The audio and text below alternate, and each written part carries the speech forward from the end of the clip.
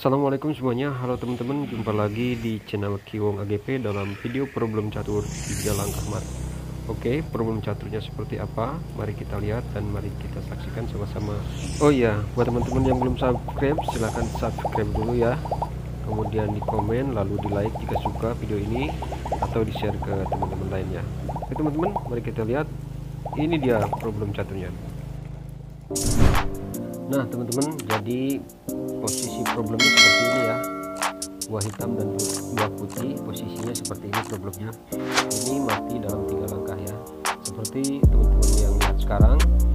Untuk buah putih rajanya berada di F2, kemudian ditemani oleh 2 perwira, yaitu kuda yang berada di D3, kemudian peluncurnya yang berada di D5. Sementara untuk buah hitam, pion yang berjajar di H2 dan H3 ini bersiap-siap menjadi menteri ya, berpromosi menjadi menteri. Apalagi yang pion berada di H2 ya. Kalau rajanya sudah tidak berada di tempat H1, mungkin akan segera menjadi menteri. Nah, kemudian pionnya juga satu lagi berada di F3, pion hitamnya, kemudian ditambah dengan 1 perwira, yaitu peluncur yang berada di E4. Nah, teman-teman silakan teman-teman pikirkan dan analisa sejenak, lalu teliti ya posisi problem ini, kemudian lalu silahkan teman-teman tebak kira-kira apa kunci jawaban ini, melangkahkan apa yang pertamanya untuk mengalahkan raja hitam ini ya teman-teman ya. Silahkan untuk beberapa saat teman-teman silahkan pikirkan. Oke, mulai dari sekarang silahkan 10 detik dari sekarang.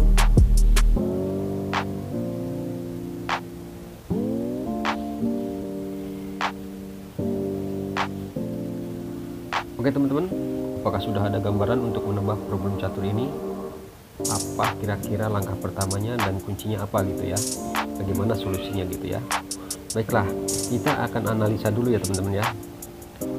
Seandainya peluncur putih ya memakan peluncur hitam yang berada di E4, tentunya akan remis ya teman-teman, karena raja hitam langkahnya sudah tidak bisa berkutik.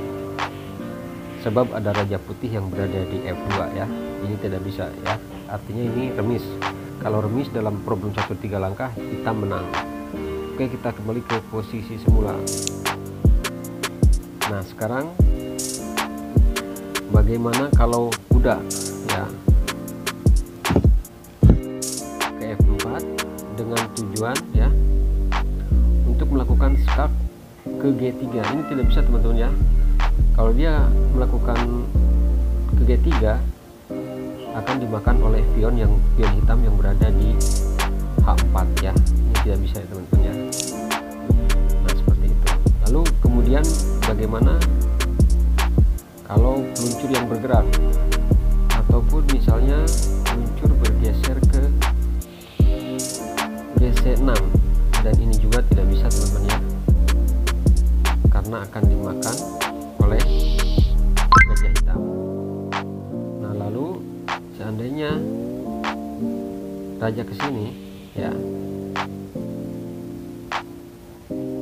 gajah ini akan memaku kuda sehingga kuda tidak bisa bergerak, tidak bisa melakukan skak ya, dan ini pun sulit dan tidak akan mati dalam 3 langkah ya. Lalu bagaimana kalau raja misalnya larinya ke E1? Ini kalau raja menjauhi jalur E, maka raja hitam ya teman-teman akan lolos dan akan keluar kabur. Nah ke situ ya teman-teman ya. Jadi ini pun tidak mati dalam 3 langkah ya. Nah begitu teman-teman ya. Itu untuk beberapa analisa lainnya. Sekarang teman-teman silahkan cari analisa lain ya selain dari ini ya. Nah bagaimana teman-teman untuk kunci dari problem ini? Jadi untuk kunci dari problem ini adalah kuncinya peluncur ya, bukan kuda. Peluncur yang berada di D5 langsung ke pojok, yaitu ke A8. Kenapa ke situ? Karena kalau misalnya peluncur larinya ke ke A6 ataupun ke B7, peluncur hitam ini setelah memakan peluncur putih, maka dia akan melakukan open skak ya, terhadap open skak terhadap kuda. Open skak terhadap kuda. Misalnya kalau luncur ke sini dia akan memakan, kemudian dia akan memaku kuda putih yang berada di D3, peluncur hitamnya akan bergerak ke B5 ya. Atau juga seandainya peluncur ke B7 tetap akan dimakan, dan peluncur hitam ini akan memaku juga kuda putih yang berada di 3, dan dia akan bergerak ke A6 ya. Peluncur hitamnya akan bergerak ke A6 untuk memaku atau melakukan open skak terhadap kuda. Nah, seperti itu ya teman-teman. Jadi kuncinya di sini adalah peluncur yang berada di D5 ya bergerak ke A8. Jadi setelah peluncur hitam makan peluncur atau gajah putih yang berada di A8, peluncur hitam ini tidak akan bisa bergerak kemana-mana ya. Dia akan terlambat ya melakukan open skak terhadap kuda ya. Dia akan jalan 2 kali. Contohnya seperti ini. Setelah luncur putih ini dimakan oleh gajah ke A8, maka raja yang bergerak ke F1 ya. Jangan sampai ke E2 teman-teman. Kalau ke E2 raja hitam akan kabur ya. Nah, luncur ini terlambat 1 langkah teman-teman ya. Jika dia akan mengejar kuda ya ke A6 atau ke B5 ataupun ke C4, dia sudah terlambat ya. Karena begitu luncur hitam bergerak ke situ 1 langkah, maka ini kuda langsung melakukan skak ke F2 dan F5. Nah, seperti itu ya teman-teman ya. Jadi peluncur putih ini menjebak terlebih dahulu, peluncur hitamnya dijebak ke pojok A8 supaya tidak bisa bergerak kemana-mana ya, supaya terlambat pergerakannya ya. Nah, seperti itu teman-teman ya.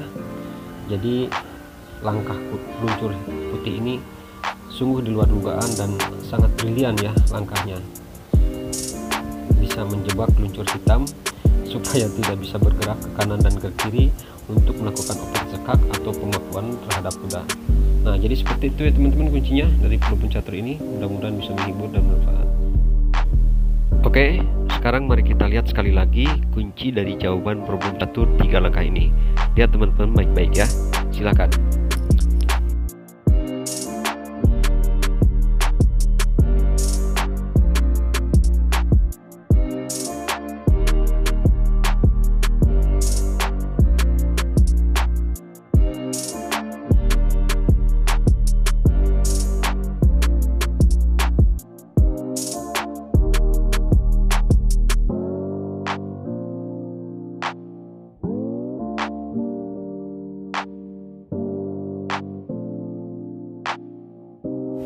Dan sampai jumpa lagi di video berikutnya. See you in the video and thank you for watching.